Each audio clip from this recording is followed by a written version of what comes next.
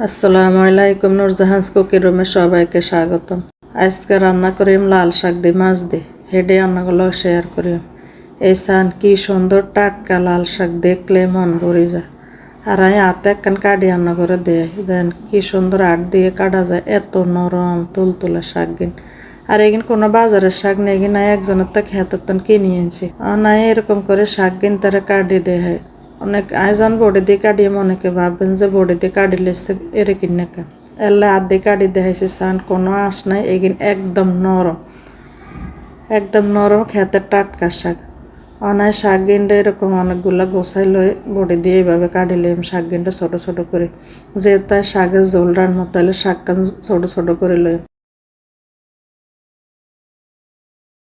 এই সান এরকম করে সবগুলা শাকরা কাটি লইছি, কাটি সুন্দর করে অনায় শাক গিনটা দুই এক পাশে ধুই দিছি। চুলার উপর দিয়ে দিছে হাইলার মধ্যে কত তেল দিয়ে দিছে, তেল কিনে ইয়ান দিয়ে গরম ইয়ান দিয়ে মাছের মধ্যে নুন আর হলুদ দিয়ে ভালো করে মাইলে। আর আজ গায়ে এগিন রান্না তেলাপিয়া মাছ দিয়ে। আর তেলাপিয়া মাছ গাছ সাইজে অনেক বড়, পিস দেখলে আপনারা বুঝতে পারবেন। তেল কিন ভালো করে গরম হয়ে গেছে, অনায় নুন হলুদ মাইনা মাছ কিন দিয়ে দিয়ে। আর আজ যে হাইলাত তরকারি রান্ধি বেশিরভাগ হে হাইলাত করে মাছ ভাজি করি। মাছ ভাজি করার আগে তেল কিনটা যদি একটু ভালো করে গরম করিল তাহলে মাছ সুন্দর মতো উল্টে যায়। কথা কইতে কইতে মাছ গিনে এক হিট হয়ে গেছে, অনায় উল্টাই দিছি মাছ গিনতে দিয়ে আবার আর পেট উল্টে দিই। মাছ গিনে প্রায় আর হয়ে গেছে। আর মাছ গা অনেক বড়, তেলাপিয়া মাছ ওরকম আমি খাই না, কিন্তু মাছটা এত বড় ছিল নদীর মাছ, এই জন্য আনছি মাছটা, এত মজার মাছ।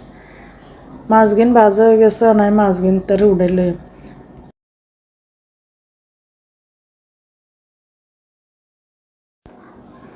মাছ গিনতারে অনেক সুন্দর করে ব্যাগ গিনতে মাছ উড়ে লই। আর এই মাছের তেলের মধ্যে নাই তরকারি রান্ধি, মাছের তেল দিয়ে দিছি নাই হেজ গিনটা কেন ভালো করে লাড়ি সাড়ি লই।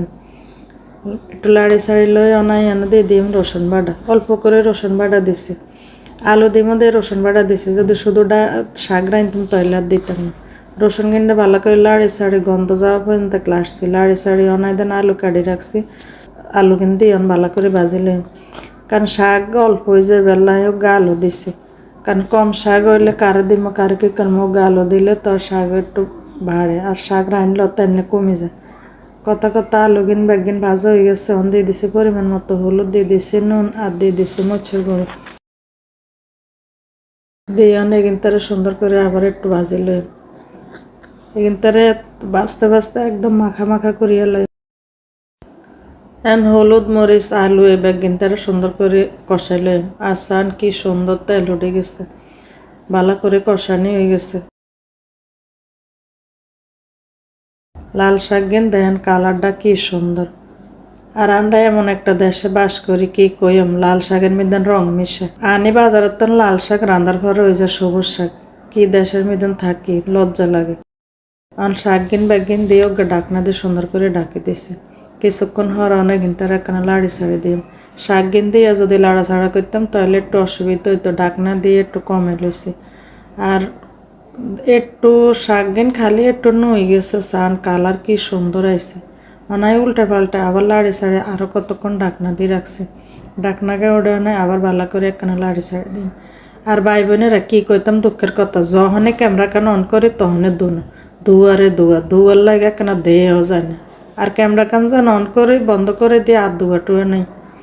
আর সানি যা তরকারি কিন কষানি হয়ে গেছে, অনেক পরিমাণ মতো দিয়ে দিম হানি। আর যে তরকারি কেন একখানা জল করিয়ান শাক দইয়েরা শাকের নিচে যেন হানি আসছিল সেই হানিটুকু দিয়ে দিছে, দিয়ে অনেকখানা ভালো করে লাড়ি সাড়ি হানির লগে শাক গিনটা ভালো করে মিশাই লই এগিন তার মধ্যে নন দিয়ে দিয়ে মাছ গিন ভালো কাইলে দেওয়া যেত, যে তার হাতে কাজ আছে অনেক একসাথে মাছ গিন দিয়ে সুন্দর করে লাড়ি সাড়ি চুলার উপরে একবারে বইয়ে দিই মগ্গা ডাকনা গান দিয়ে কিছুক্ষণ ভালো করে এখানটা জাল করে নিই।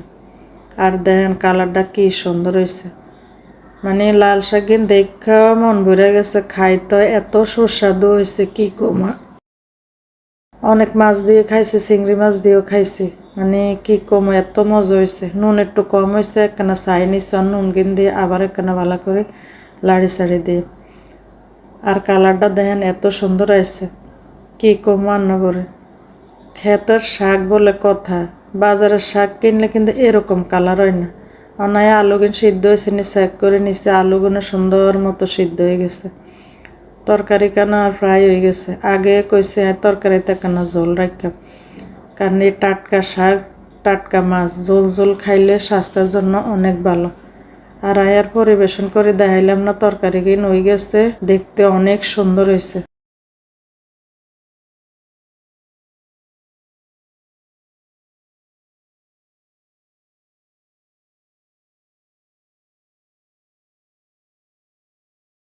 এইভাবে আপনারাও রান্না করে খায়েন, আর অবশ্যই কমেন্টে জানাবেন।